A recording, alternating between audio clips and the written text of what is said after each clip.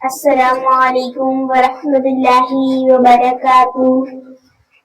الحمد للہ رب العالمین والعاقبۃ للمتقین والصلاة والسلام علی الرسول الکریم الامین وعلی آلہ الطیبین والطاہرین واصحاب المہدیین الہادین، اما بعد فأعوذ باللہ من الشیطان الرجیم، بسم اللہ الرحمن الرحیم۔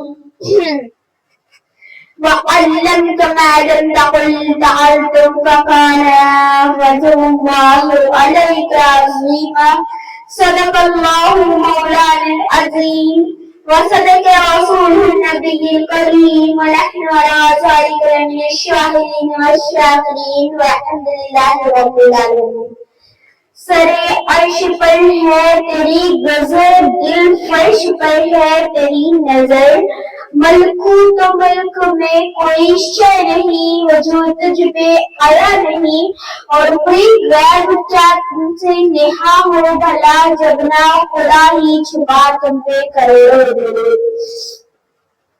برادران ملت و عزیز گرام، آج کی اس بزم نور ملاقات میں کچھ عرض کرنے سے پہلے بہتر اور مناسب سمجھتی ہوں کہ تمامی حضرات مل کر بانداز غلامانہ اپنے آقا و مولا ساقی حوض کوثر شافع روز محشر ہم غلاموں کے سرور یاور حضور تاجدار مدینہ صلی اللہ علیہ وسلم کے مقدس دارگاہ میں صلوات و سلام کا ہدیہ پیش کیجیے۔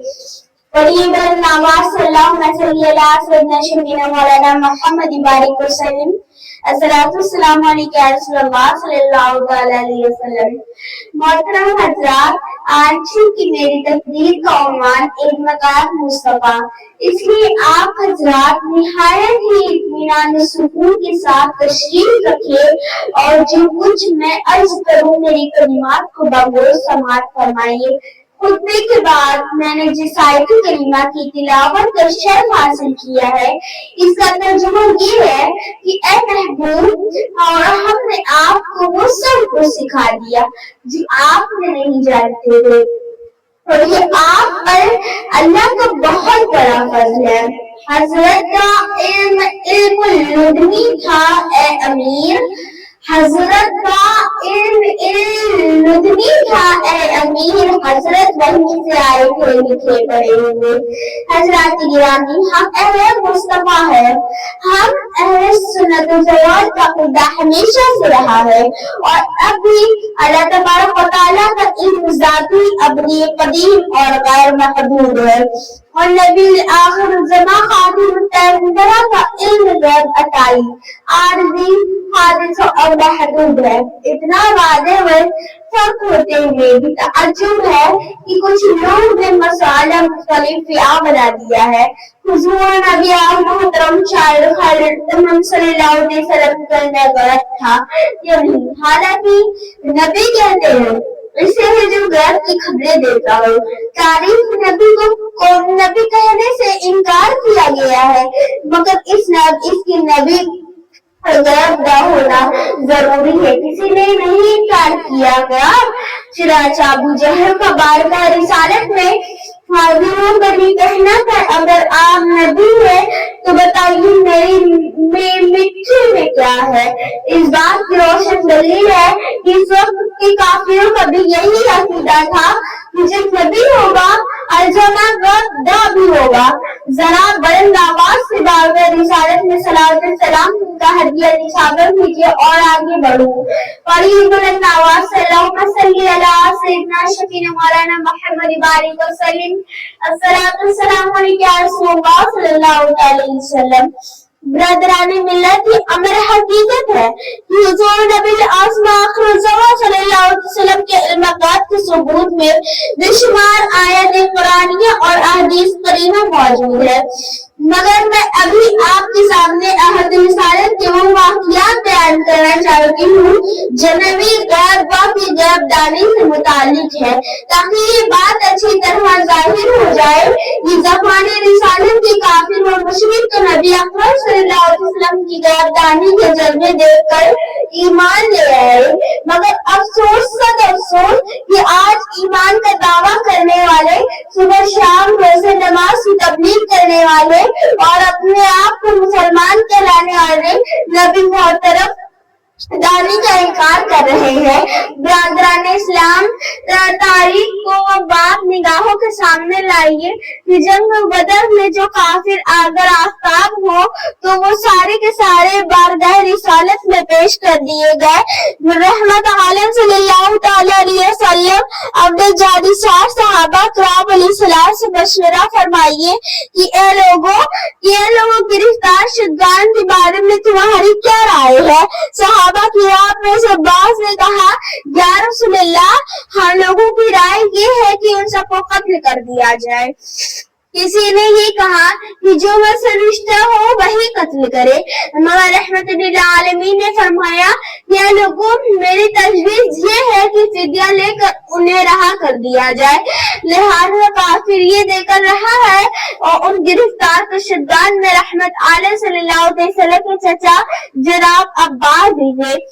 हजरत अब्बास ने जंग बदर में आते वक्त अपनी बीवी उम्मुल फज़ल को अंदर बुलाकर कहा था कि ये अशरफियों की हथेली है, इन्हें संभाल कर रखना, किसी को खबर ना हो, ये राज किसी पर जाहिर न करना।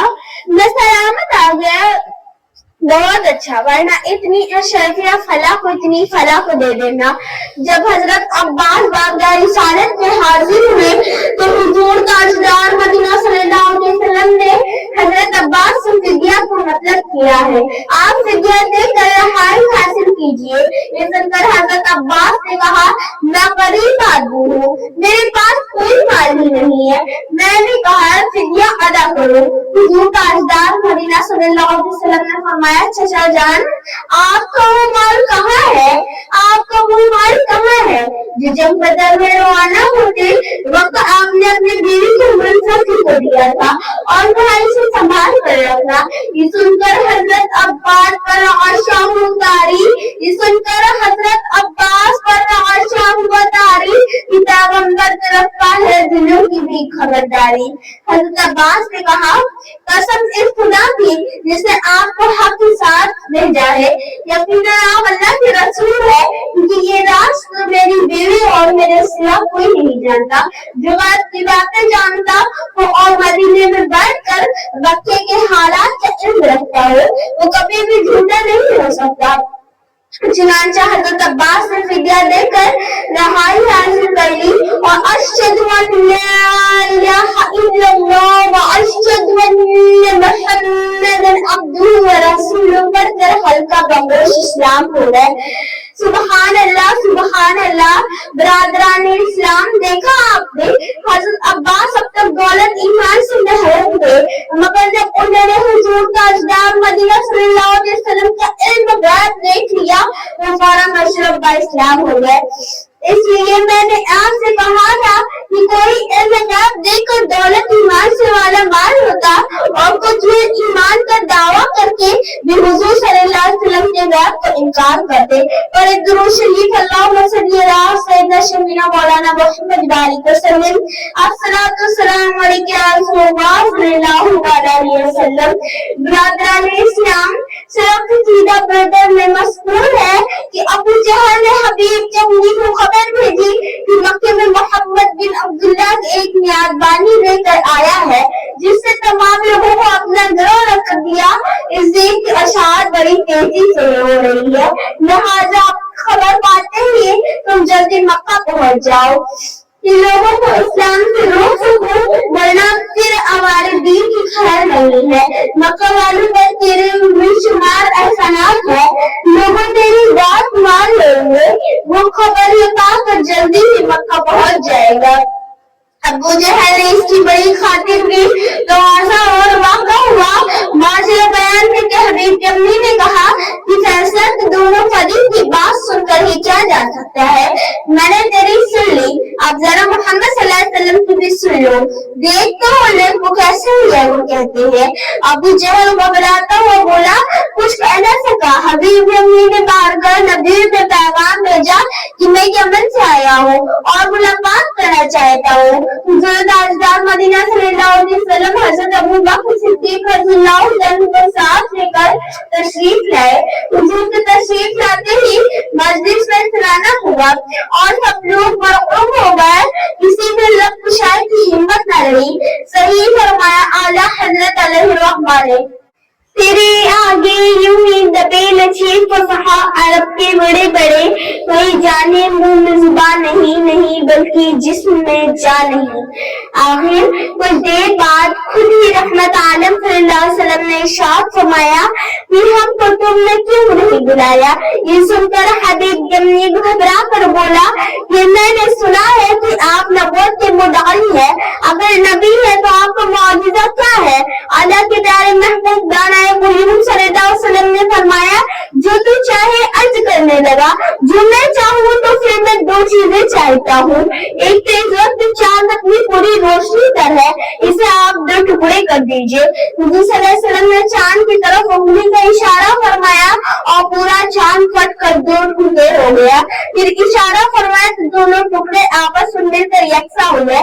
इसलिए तो आला हजरत फरमाते हैं, जिसने टुकड़े किए हैं कमर के वो है, जिसने टुकड़े किए हैं कमर के वो है, नूर और वहदत का टुकड़ा हमारा नबी। बरादराने मिलत, निगाह नबूवत से क्या पोशीदा है।